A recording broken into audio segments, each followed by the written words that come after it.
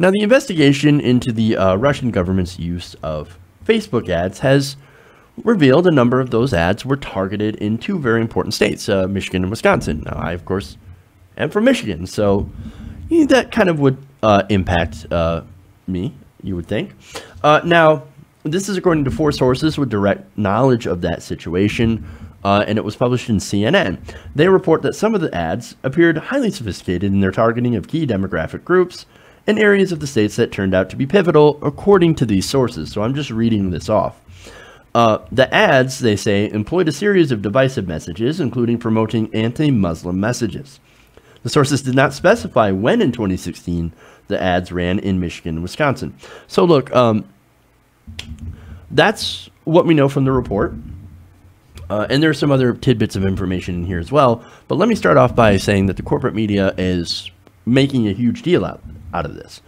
But let me show you how it's not as big as a deal as they're actually making it. Now, this is obvious that this is part of the propaganda campaign. Now, I've said before that the Russian government did use propaganda to try to influence the election. In my mind, there's no doubt here. That in itself is not a new revelation.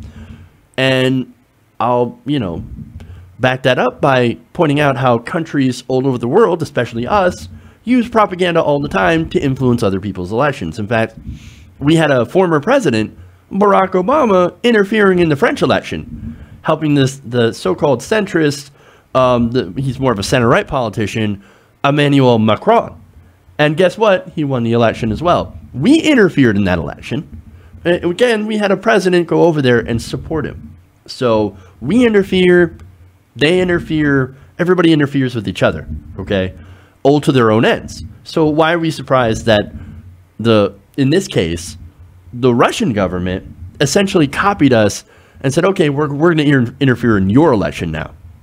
Well, we've done it before, right?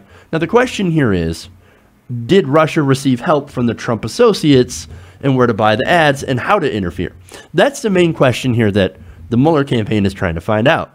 Again, we know governments interfere, but if they have insider help from a campaign, well, then that's what makes it different, okay? Again, that would be collusion. That would actually also violate campaign finance law, as these ads would be an expenditure from a foreign government. You could put a monetary figure on this, in this case, over $100,000 in Facebook ads, which is barely a drop in the bucket when it comes to total campaign spending, especially in this election, but nonetheless, it would be enough to break campaign finance law. Now, the other question is whether or not this had a gigantic impact. Now, my argument is no. The argument from the Democratic Party and some of the people looking into the Russia investigation are absolutely yes. Again, I will disagree with that. Now, some of you might be saying, well, come on, man. Of course it had an impact. Look at who won. Look at how close the numbers were in both Michigan and Wisconsin. I hear you, man, but let's break this down a little bit. So the claim is that these ads were on, which were on divisive topics like guns, abortion, gay rights, and immigration, influenced voters to vote for Donald Trump. Now, my argument is I think a lot of these people, based on those issues alone, had already made up their mind about who they're going to vote for. I mean, for example, if you're an anti-immigrant person, you're going to vote for Hillary Clinton? If you hate gay people, you're going to vote for Hillary Clinton? Come on, man. No matter how bad Donald Trump is going to seem, if you're somebody who's traditionally voted Republican and has certain beliefs, then you're always going to vote for your team. And in this case, Donald Trump was Team Republican. There are very few people that cross the lines. Yes, they can be important, but that doesn't necessarily mean that in this case, they handed the election to Donald Trump. Now, speaking of immigration, as I mentioned before, one person with direct knowledge of the matter said that some of the ads were aimed at reaching voters who may be susceptible to anti-Muslim messages, even suggesting that Muslims were a threat to the American way of life. Such messaging could presumably appeal to voters attracted to Trump's hardline stance against immigration and calls to ban Muslims from entering the United States. Again, so basically these ads were like, hey, remember, the Muslims are dangerous. oh, there's a candidate out there who actually also thinks the Muslims are dangerous. You think those people were going to vote for Hillary Clinton and they see this anti-Muslim ad and were like, you know what, I'm going to vote for Donald Trump? No. Donald Trump's all over the TV. He got millions and millions of dollars of free advertising during the election. Everybody knew where he stood on Muslims. They were going to vote for him anyway. So that's why I'm saying that these ads likely didn't have a hugely pronounced impact. Now, more on the Muslim thing. Representative Adam Schiff said the committee was planning to investigate ads that suggested that Muslims supported Clinton. Well, you wouldn't see them supporting Donald Trump, but I think I know what they were going for these ads. Oh, it's the terrorists that support Hillary Clinton, not just the Muslims. Okay, so not only that, but it said how those were, they were looking into how those ads were geared to people who had been searching online for the Muslim Brotherhood. Again, that's a big right-wing boogeyman, right? And other items to suggest that they were critical of Islam. Now, being critical of Islam, that's fine. I make fun of Islam because I don't believe in it. I think it's bullshit, like all religion. So you could say that I'm critical of Islam. That doesn't mean I'm going to vote for Donald Trump. Okay. That's not typically a progressive thing. A progressive thing is I'm going to challenge you on your ideas, but I'm not going to completely hate your expression of your religion unless it does things that are against human rights. For example, you force somebody to wear a burqa. No, I'm not down with that. You force somebody to, hate gay people. No, I'm going to be against that. But if you're practicing your religion and you want to go on your prayer rug, I don't give a fuck. It's all about how you address the people and what they actually practice in their religion. If you're practicing shit like jihad, obviously we're going to be against that as progressives. If you're practicing killing people in honor killings, we're going to be against that as progressives. But if, like I said, you want to grow out the beard, perfectly fine. Anyway, other topics. Gun control, right? Now look, if you're somebody who thinks that the Democrats, the liberals are coming to take your guns, well then you're not going to vote for a Democrat, especially Hillary Clinton. So I don't know how big of an impact that would have as well to switch people, who were considering voting for Hillary Clinton over to Donald Trump. Now, racial issues. Now, this one's interesting, too. Now, CNN reported last week that at least one of the Facebook ads bought by the Russians during the 2016 presidential campaign had made a reference to Black Lives Matter and was specifically targeted to reach audiences in Ferguson, Missouri, and Baltimore, according to sources with knowledge of the ads. Now, my guess is, if you're a very racist person, well, then you're more likely to vote for a Republican. You're more likely to vote for Donald Trump. Not saying that all Donald Trump supporters are racist, obviously not. But I think a lot of racists still voted for Donald Trump. Look, my point is, I think most of the people had already made up their minds. It's not like nobody knew who Hillary Clinton was. It's not like nobody knew who Donald Trump was or where they stood on the issue. These ads seem targeted towards people who had already made up their minds and who were mostly right-wing.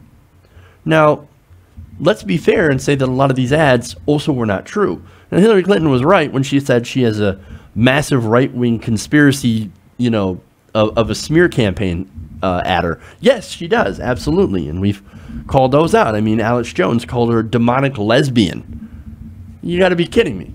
That's some of the ridiculous bullshit that they said about her. Progressives, we don't buy into that stuff because we actually believe in facts. Now, our problem with Hillary Clinton, and I've said this before, she's too right-wing, right? And I think that she wasn't progressive enough, and I think she wasn't genuine enough, and we couldn't trust her to enact the policy. She could say one thing, like, oh, I'm totally against fracking or oil, I'm going to shut down the oil companies or something like that and make them pay their fair share. And then later on say, oh, that's right, we cut, I said that, but I'm actually going to cut taxes for giant corporations like the oil companies and deregulate and push fracking. Oops. That's what progressives were afraid of. As for some of the Clinton supporting liberals, I think that a lot of them fell into a complacency trap. Now, think about Michigan, right? That's where I live, and, I drove around the state, and not once did I see a Hillary Clinton sign. Not once. There was no excitement for Clinton here, as far as what I could see. More importantly, I think that alongside the lack of excitement, I think that there was this belief among Hillary Clinton supporters that she could never lose. And that Trump could never win. And I'm assuming, thanks to that a lot of people who supported Hillary Clinton or, were like, oh, we don't really want Trump, but he'll never win, so I'll just stay home. Like, I don't really feel excited about voting for Hillary Clinton. Someone else will, vote for her. And a clown like Trump could never win. Well, we see what happened there. And it was sort of the same problem among Hillary supporters that plagued the Hillary campaign, and it's, of course, the hubris. Not only that, but look, man, you talk about Michigan and Wisconsin. Well, you got to remember, she didn't even campaign in those two states. She didn't go there. She didn't excite voters. She basically ignored them. This is all while the Russian government was out there riling up gullible conservatives to go out and vote for Trump. And people were much, much more excited to vote for Donald Trump than they were for Hillary Clinton. Now, part of that is because of the fact that Donald Trump was something new and he was changed, and he promoted himself as part of the establishment, but also because of some of his very hateful positions had made conservatives go, yes, this is the guy that we want. He hates Muslims and blacks just as much as I do. But as I said, I don't necessarily think the Russian interference is why Hillary Clinton lost. Again, these conservatives, most of these people were already anti-Muslim, already anti-Hillary, and they were going to vote for Donald Trump anyway. What we should be talking about is what Clinton could have done to bring more voters out for her in these swing states. I mean, no doubt she had more voters overall. She did win the popular vote by about 3 million votes. But thanks to our system, the way that it's set up with the Electoral College, is you've got to win places like Michigan and Wisconsin and Pennsylvania. And she just didn't have enough support there. She was wrong. Her models were wrong, and her political consultants were wrong. The margins were so incredibly thin. And I know the fact that the votes were so close makes the argument for Russian propaganda actually having an impact. It actually makes that a stronger argument. But again, I disagree with that. I don't think it has as much of an impact as they say they do. If it were anyone but Hillary Clinton, I don't think it would have been this close. Add in the fact that I think that there was also massive GOP voter suppression, thanks to Chris Kobach, thanks to interstate cross-check in a lot of these states. And here's your result. 4 years, at least 4 years of Donald Trump. So yes, there was a Russian propaganda campaign. That doesn't change the fact that the reason she still lost is because she was a very vulnerable, weak candidate. Not because she was a woman, not because of sexism. I mean, sure, there's a chunk of the electorate out there that is incredibly sexist. I mean, you can't deny that, just like there's a chunk of the electorate that's racist and Islamophobic. Well, those people would have never voted for Hillary Clinton anyway. It's not like a Russian ad convinced a sexist to vote against a woman. That's ridiculous. No, they were going to vote that way anyway. No, she lost because she stood for the status quo. And she was a symbol of in the face of the political establishment. That same establishment that is crushing them. I mean, if you go issue after issue, people are progressive. But it also turns out that they hate standard politicians because they don't trust them. They can't stand them. Trump was not a standard politician. And look, people did want to change, and they wanted someone who at least tried to act like a normal person. Or a real person, I should say. Now, Trump, he's real, all right, but he's also a real fucktard. But at least you knew who he was. Hillary Clinton, too polished, too under the direction of her political consultants, not real. And you didn't trust what direction she was going to go in. And if you did, you pretty much knew that she was going to go in a corporate establishment direction. So, and of course, she wasn't allowed to be a real person either. And that's one reason that a lot of people like Bernie Sanders. He was authentic. And right now, authenticity is a currency like gold. Even if you're an authentic asshole like Donald Trump, hey, at least you're authentic, right? But the whole point is of this whole story is that, yes, again, the Russians did propaganda, but you can't forget that Hillary Clinton still lost, largely because of Hillary Clinton, and no amount of Russian propaganda can change that fact. Hey everybody, thanks for watching this video. If you want to see more like this, please hit the subscribe button below. And if you want to support truly independent progressive media, please consider becoming a patron at patreon.com/TYTNation.